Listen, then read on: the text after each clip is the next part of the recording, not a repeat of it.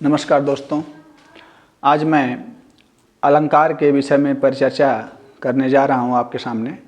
इसके पूर्व वाली वीडियो में मैंने अलंकार शब्द का शाब्दिक अर्थ बताया था कि अलंकार शब्द का शाब्दिक अर्थ होता है आभूषण या गहना, और आभूषण का कार्य होता है व्यक्ति या वस्तु को सजाना, उसकी सुंदरता को निखारना। और यह भी बताया था कि अलंकार शब्द दो शब्दों के योग से बना है, अलम धन कार।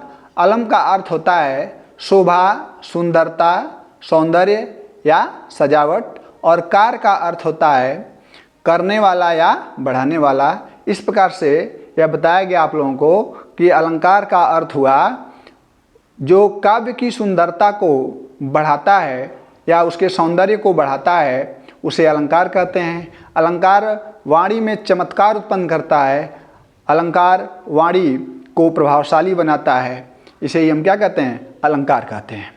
इसके साथ ही साथ मैंने कुछ विद्वानों के द्वारा अलंकार पर दी गई परिभाषा से भी परिचित कराया था, जिसमें आचार्य दंडी का नाम आया था, आचार्य भामा का भी नाम आया, जिन्होंने बताया था कि अलंकार के मूल रूप से दो भेद होते हैं, और उन्होंने बताया कि अलंकारों की कुल संख्या 38 होती है। अलंकार के जो दो मूल भेद उन्होंने बताया, उसमें उन्होंने बताया था कि अलंकार का पहला भेद है शब्दालंकार और दूसरा भेद है अर्थालंकार। शब्दालंकार के अंतर्गत उन्होंने अनुप्रास अलंकार और यमक अलंकार को रखा, तथा अर्थालंकार के अंतर्गत उन्होंने कुल 36 अलंकारों को रखा था। तो इस प्रकार से शब्दालंकार और अर्थालंकार को मिलाकर कुल अलंकारों की संख्या 38 उन्होंने बताया था आचार्य भामा ने। उन्होंने एक काव्य ग्रंथ की भी रचना किया जिसका नाम था काव्यालंकार, और उन्होंने उस काव्यालंकार नामक ग्रंथ में अलंकार को परिभाषित करते हुए कहा था कि अलंकारोति इति अलंकारः, अर्थात अलंकार को जो अलंकृत करता है वही अलंकार कहलाता है। और कुछ विद्वानों के विचार अब बाकी रह गए थे, जिन्होंने अपने मत से अलंकार को परिभाषित किया है और उसके भेद को भी बताया है। आज उन्हीं विद्वानों के विचारों से मैं आपको अवगत कराने जा रहा हूँ। इसमें आज की वीडियो में पहला नाम आता है आचार्य कुंतक का। आचार्य कुंतक ने अलंकार को परिभाषित करते हुए कहा सा अलंकारस्य काव्यता, अर्थात अलंकार सहित वाक्य ही काव्य होते हैं। अर्थात जिस वाक्य में काव्य हो, जिस वाक्य में अलंकार हो, जिस वाक्य में अलंकार हो वह क्या है? काव्य कहलाता है। ऐसा विचार दिया आचार्य कुंतक ने। आचार्य कुंतक ने बताया कि जिस वाक्य में अलंकार होता है वही काव्य कहलाता है। इसके आगे आचार्य वामन का नाम आता है। आचार्य वामन ने भी अलंकार को परिभाषित किया और कहा काव्य शोभायाः कर्ता धर्मा गुणा धर्मा गुणा अतिशय हेतवा अतिशय काव्य शोभायाः कर्ता धर्मा गुणा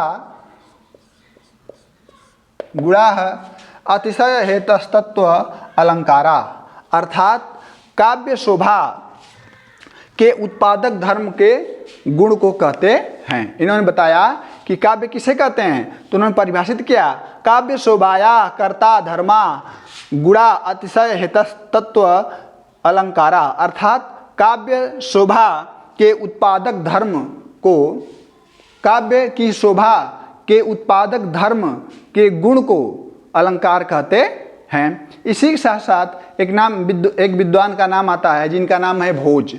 आचार्य भोज ने कहा कि अलंकार के 3 भेद होते हैं। जहाँ पर आचार्य भामा ने अलंकार के 2 भेद बताए थे, शब्दालंकार और अर्थालंकार, वहीं पर आचार्य भोज ने अलंकार के 3 भेद बताए और उन्होंने कहा कि अलंकार के 3 भेद होते हैं जिनका नाम है वाया अलंकार, दूसरा है आभ्यंतरिक अलंकार और तीसरा है मिश्रा अलंकार। इन तीनों अलंकारों को क्रमशः शब्दालंकार, अर्थालंकार और उभयालंकार के नाम से जानते हैं। उन्होंने उभया अलंकार के अंतर्गत उपमा रूपक और उत्प्रेक्षा अलंकार को रखा है आचार्य भोज ने। इन्हीं शब्दों के साथ मैं अपनी वाणी पर विराम देते हुए आपसे आग्रह करता हूं कि आप लोग मेरे चैनल को लाइक, शेयर और सब्सक्राइब करें तथा वीडियो को शुरू से लेकर अंत तक देखें तथा बेल आइकन को दबाना न भूलें। मैं इन्हीं शब्दों के साथ मैं अपनी वाणी को विराम देता हूं। धन्यवाद।